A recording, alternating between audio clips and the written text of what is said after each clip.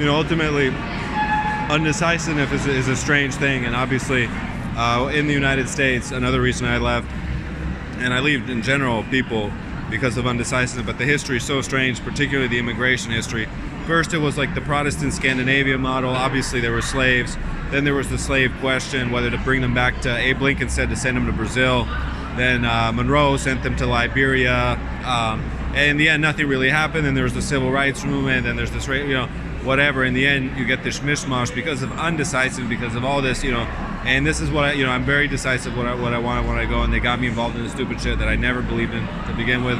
There was the Scandinavian Protestant model. That was the immigration. There was even protests when the Irish started coming, and Catholics, they were very disliked.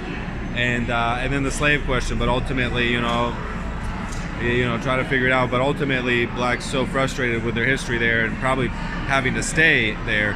Probably it really does irritate black people that they're staying there, but they have a horse in the race because of national pride.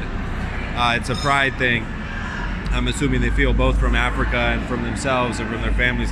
That's why they stay there. It's probably very difficult for them, and that's why they express this slave breaking on women, Caucasian women, that they're doing. Break this bitch down. I'm gonna break her down. So pimping or whatever is basically the black variation of what they were forced to endure in a way, and breaking down. They're applying it. They do it to men too, obviously.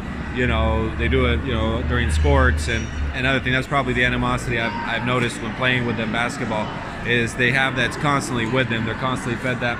And obviously the media fuels it. The media fuels this because it's constantly making movies, whatever those movies are. I forget the names, the boat, the slave boat, that won like a Grammy, Armistad or whatever.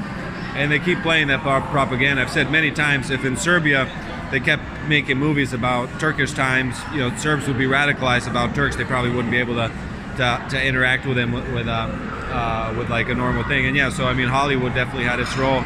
And they went on, and unfortunately women liked it. Women, I guess, liked it. They were like, we all need to be broken down and built back up.